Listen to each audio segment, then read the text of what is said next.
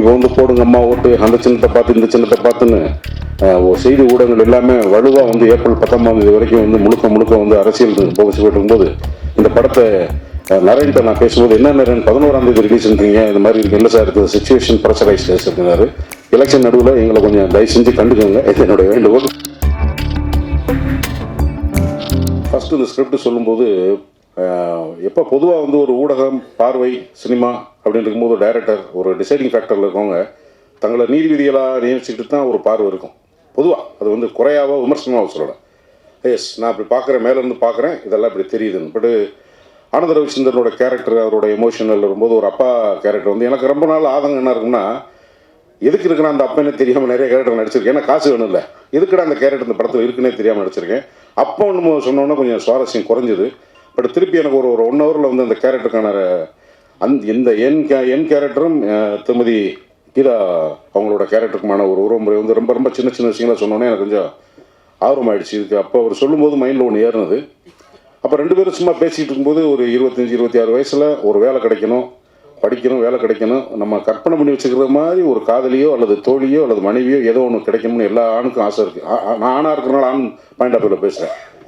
காதலாக இருக்கிற வரைக்கும் சுவாரஸ்யம், மனைவி ஆனதுக்கப்புறம் சுவாரஸ்யம் மாறிடுது. ஏன்டான்னா பொருளியல் வாழ்க்கை வந்துடுது, தேவை இருக்குது, அந்த பார்க்கணும், இதை பார்க்கணும், நிறைய டிபார்ட்மெண்ட் வந்துடும். லவ் இல்லாமல் ப்ராக்டிக்கல் லைஃப் ஸ்டார்ட் ஆகுது. அங்கே எமோஷனலாக, இன்டலெக்சுவலாக, சோஷியலாக, எக்கனாமிக்கலாக வர்ற பிரச்சனையை தாண்டி ப்ரஷ் பண்ணிட்டு அந்த ப்ரஷ்ஷை ஒழுங்காக எடுத்து வைக்கலைன்னா என்ன எடுத்த இடத்துல வைக்காமல் ஒரு மேனஸ் இல்லாமல் இருக்கானேன்னு மைண்டில் தோணுனா கூட அதை சொல்ல முடியாது. ஏன்னா புருஷன் தப்பாக நினச்சிப்பானோன்னு கொண்டாடி தண்ணி இப்படி சின்ன விஷயங்கள் கூடும்போது, சிலருடைய பிஹேவியர் கூடும்போது, பிஹேவியர் இஷ்யூ இருக்குல்ல, அதுதான் இந்த படத்தோட கண்டென்ட்டாக ஆனந்த ரவிச்சந்திரன் சொன்னார்.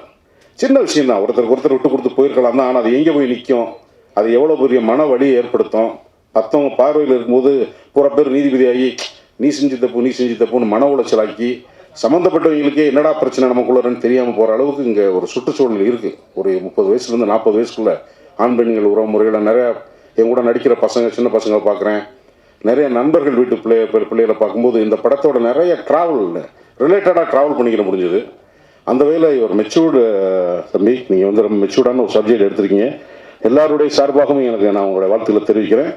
என்னுடைய மனமார்ந்த நன்றி எனக்கு இந்த படத்தில் ஒரு வாய்ப்பு கொடுத்ததுக்கு. அதுக்கப்புறம் வந்து ஊடகங்கள்ட்ட நான் வைக்கிற வேண்டுகோள், இப்போ வந்து போடுங்க அம்மா ஓட்டு, அந்த சின்னத்தை பார்த்து இந்த சின்னத்தை பார்த்துன்னு செய்தி ஊடகங்கள் எல்லாமே வலுவாக வந்து ஏப்ரல் 19 வரைக்கும் வந்து முழுக்க வந்து அரசியல் போகச்சு போயிட்டு இருக்கும்போது இந்த படத்தை நரேன்ட்ட நான் பேசும்போது என்ன நரேன் 11 ரிலீஸ்ன்றீங்க, இந்த மாதிரி இருக்கு இல்லை சார், இது சிச்சுவேஷன் ப்ரெஷரைஸ் அப்படின்னாரு.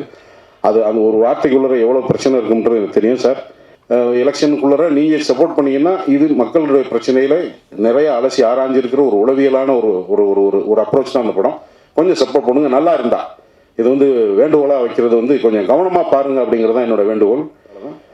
எல்லா ஹீரோட நடிச்சிட்டேன். அப்கமிங்கில் வந்து வர்ற ஹீரோ கூட நடிக்க முடியும் சின்ன ஆதங்கம் இருந்தது. ஐஸ்வர்யா கூட நடிச்சிட்டேன், கனா 2 கூட நடிச்சிட்டேன். பட் ஜிவியோட நடிச்சதில்லை. இந்த படத்தில் அவரோட கொஞ்சம் முறைச்சிக்கிற மாதிரியான ஒரு கேரக்டர், ஒரு நல்ல எக்ஸ்பீரியன்ஸு. தம்பி காளி வெங்கட் வந்தால் நல்லாயிருக்கும்.